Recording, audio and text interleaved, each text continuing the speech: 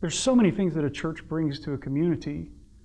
It's the one place where you can find grace and love. It's the one place where you can come and know that you're safe. It's the one place where you come and if you don't show up for a couple of weeks, you're going to be missed. But more than that, I mean, where else in our society are people told it's not about you? That it's about something bigger than you. It's about, helping people. It's about serving people. And in a culture that is all about, me, I think the church is pointing us in the right direction towards it's not about us. It's about taking care of others in this world. It's about making a difference. It's about causing heaven to come crashing into earth.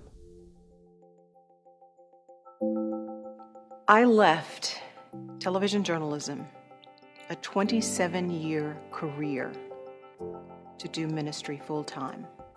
There's no church. It's just me, one person.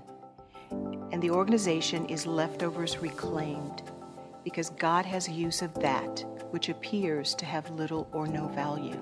We all, in some way, are leftovers that have been reclaimed. I go and make presentations to second graders, and the presentation has to do with litter, picking up litter. And the message is, if we clean up the trash around us, we clean up the trash inside us. I want them to become active in some way in their own destiny, their own circumstances, their own environment. My hope is that people will begin to be less concerned maybe about the car they drive, the handbags they carry, the places they've traveled, the spas they've been to, and more concerned about a family, maybe who's struggling to put food on the table or to pay a utility bill. That it's not things that they should value, but our time with others and sharing what we have with them. When you go to seminary, you begin to wrestle with some very big questions, some very existential ideas, and some really eternal kinds of questions. And you begin to, at least for me, my experience was that I had to get pretty serious about what I thought God was and what I thought God was up to in the world, in which I was challenged academically, in which my faith was challenged, in which I had to defend my strongly held beliefs. And I had to do so in a way that sometimes changed those beliefs and that sometimes strengthened them. And I had to get a lot more in touch with the mystery that is God, because the reality is that ministry is incredibly hard.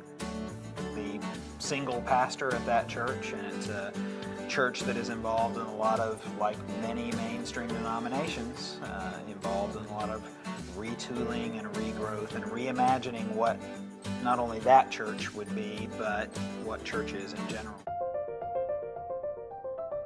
What Phillips Theological Seminary did for me, it gave me the opportunity to form my own opinion. It gave me all of the work, all of the research, all of the things I needed to have an idea about theological concepts, about church practices. It helped me to be able to start looking at the things that I would be facing when I got out into the world, out into the religious world. And I was pastoring already when I came to Phillips, so a lot of the things I learned were real time, and I took them back to the church right then. I became involved in so many different nonprofit organizations.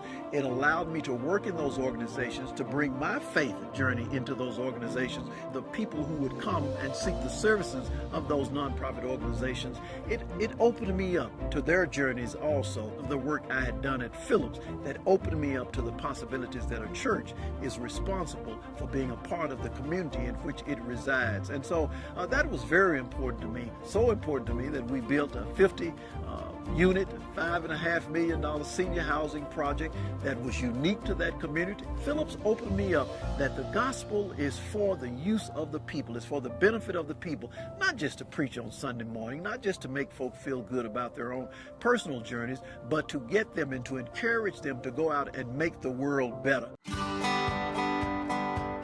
I think my favorite thing about Phillips was the diversity of the types of people and denominations that were there.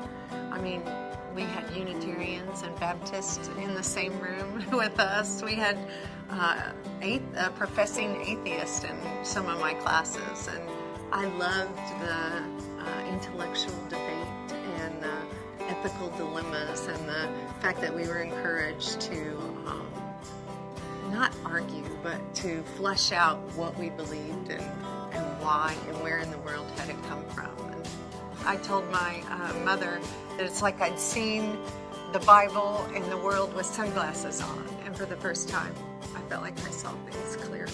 Living Water is a new church plant by the United Methodist Church. I'm the first female church planter in the state of Oklahoma in the United Methodist Church.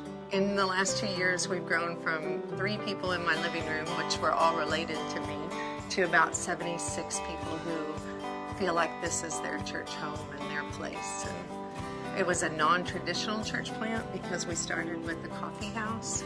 We're trying to create an atmosphere that was non-threatening for people who would never walk into a building with a steeple. There's lots of reasons why people leave churches. And so we have a large percentage of our community that haven't been involved in any church for over 5 years.